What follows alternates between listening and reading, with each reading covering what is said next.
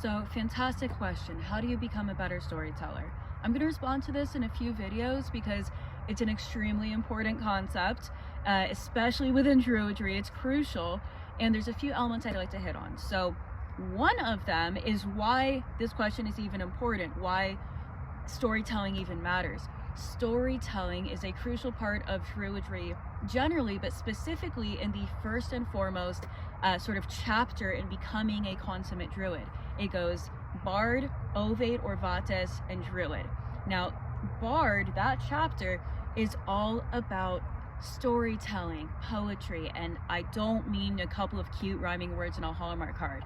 Poetry is so much deeper and powerful, especially in Irish mysticism, how we use it in Druidry, than we really give it credit for today, than we have an understanding for today. The same way that sort of the idea hospitality has been watered down in the modern day, we just don't have the same frame of reference for it. Poetry has become very watered down and misunderstood. So that's its own thing. I'm already going on for a minute, but basically, in your Bard phase, that is when you are committing stories and myths to memory, maybe the history of your people. You're committing things to memory to be able to retell them, not necessarily word for word, although that was something that the ancients did, and I think is very cool for us to do in the here and now when we can. I do invite people to commit specific poems to memory. I think entire books of epic poetry would be a challenge these days. But anyways, my first answer, sincerely, all of that being said about the importance of storytelling in Bardcraft, my answer truly is go see a bunch of stand-up comedy. Go see a bunch of stand-up, go watch comedians live if you possibly can. If not, it's all on YouTube.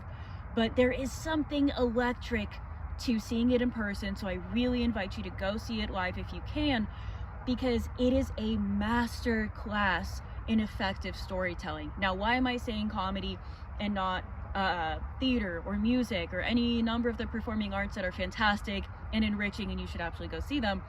I say stand-up specifically because it is radically honest by default. You will know in the moment if the room is feeling the performer or not. You'll know because you either laugh or you don't. You're pissed off, you're like, that just didn't land, that wasn't funny. And you realize what works and what doesn't. Now, this is another concept. As a practitioner, we really need to be able to look at things in motion and be able to reverse engineer them magically to see something happening and go, okay, I can break that down into ritual or whatever it is. So for stand-up, when you see a really good one and the bad ones still have something to teach you, the real atrocious ones have a lot to teach us. When you see it in action, you realize timing, pacing, someone, the best piece of advice on storytelling period that was about stand-up is from the masterful comedian Ron White, where he said, if you're doing bad, slow down. If you're doing good, slow down. So just seeing it for yourself and having that two-way relationship, that is another Druidic concept of being in relationship to something. You're not just being talked at, you are the audience. You are the reason that person is a performer at all. If you weren't there, they would simply be talking to themselves. So there is a two-way relationship with everything at all times. Read the Cauldron of Posey. Read the Cauldron of Posey. Everything is in relationship to each other. Anyways, like, we are enriched and enriching. We are nourished and nourishing. Read it for yourself. You'll see what I mean. But I digress. So go see stand-up. Go see different performers. I think even the bad ones have a lot to teach us, because you see bad timing, you see what doesn't work, you see why something just doesn't really land, or just you get the idea. On top of that, obviously, this is probably the obvious part, do your research, really read the myths in and out, listen to them when you can, and veer outside of your own pantheon. Hopefully I don't need to say that, but I really recommend, I am a theistic pagan, I'm a theistic druid, that means I believe in all of this. It's not an intellectual exercise to me, but that doesn't mean we shouldn't have something of an intellectual attitude about it. That doesn't mean abandon critical thinking or approaching things as literature the way you would in English class. And I think it's very powerful and helpful to at least be familiar with the perspective of comparative mythology, if not outright having that approach ourselves. So really get into Joseph Campbell, like read Hero with a Thousand Faces, look at things thematically and patterns across culture. It's part of what makes me call the Celtic and the Nordic paganisms kind of kissing cousins, because those commonalities are so strong. So read your Campbell, read your Young, Mircea Eliade, whatever his beliefs as a person, I think his work is very helpful. So read it and make up your own mind, and if you hate it, you hate it.